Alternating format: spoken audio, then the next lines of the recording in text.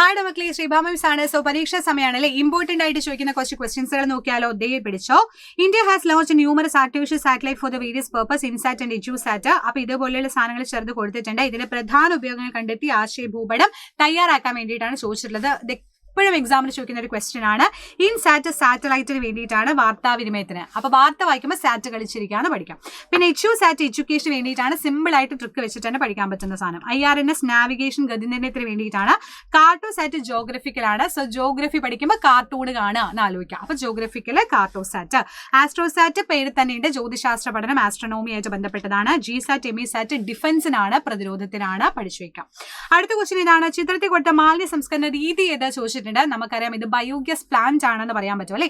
അപ്പൊ ഓക്സിജന്റെ അസാന്നിധ്യത്തിൽ എന്താണ് ഈ പറയുന്ന നമ്മൾ ഇടുന്ന ജൈവ വസ്തുക്കളൊക്കെ, ഇപ്പൊ എക്സാമ്പിൾ തന്നെ പഴത്തൊലി, പച്ചക്കറി ഇട്ട് കഴിഞ്ഞാൽ അതിൽ നിന്ന് എന്ത് ചെയ്യും, വാതകമാക്കി മാറ്റിയിട്ട് ഉപയോഗിക്കാൻ പറ്റും അല്ലെ.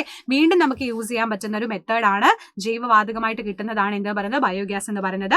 അത് ഓക്സിജന്റെ അസാന്നിധ്യത്തിൽ, absence of oxygen decomposes organic matter, എന്നിട്ട് എന്തായിട്ട് മാറാണ്, ഗ്യാസ് ആയിട്ട് മാറുന്നതിനെയാണ് നമ്മൾ പറയുക ബയോഗ്യാസ്. സെറ്റ് അല്ലേ. അടുത്ത ക്വസ്റ്റ്യൻ പിടിച്ചോ. താഴെ കൊടുത്ത വസ്തുക്കളെ അനുയോജ്യമാവിധം പട്ടികപ്പെടുത്താൻ വേണ്ടി ചോദിച്ചിട്ടുണ്ട്. ഇതൊക്കെ നിങ്ങൾ വായിച്ചു നോക്കുമ്പോൾ നിങ്ങൾക്ക് മനസ്സിലാകുന്നുണ്ട് എങ്ങനെയാണ് നമുക്ക് സെപ്പറേറ്റ് ചെയ്യാൻ പറ്റാം. സിങ്കിങ് ആൻഡ് ഫ്ലോട്ടിങ്, അല്ലെങ്കിൽ മുങ്ങുന്നവയും പൊങ്ങുന്നവയും എന്ന് പറഞ്ഞ് സെപ്പറേറ്റ് ചെയ്തുവിടടാ. സ്റ്റോണ്, കോയിൻ, അയൺ നെയിൽ എന്നൊക്കെ പറയുന്നത് എന്താണ്, നമുക്ക് പറയാൻ പറ്റും അതൊക്കെ മുങ്ങിക്കിടക്കുന്ന സാധനങ്ങളാണ്. പൊങ്ങുന്നവയാണ് balloon, wood piece, plastic, leaf, wax size ഒക്കെ എന്താണ്, വെള്ളത്തിൽ പൊന്തി കിടക്കുന്ന സാധനങ്ങളാണ്. അങ്ങനെ അടിപൊളിയായിട്ട് നമുക്ക് സെപ്പറേറ്റ് ചെയ്യാം. അപ്പൊ മക്കളെ അടിപൊളിയായി തന്നെ എക്സാമിന് പഠിക്കാം. ബേസിക് സയൻസ് ഫുൾ മാർക്കിനെ സെറ്റ് ചെയ്യാൻ വേണ്ടി പറ്റട്ടെ. All the best.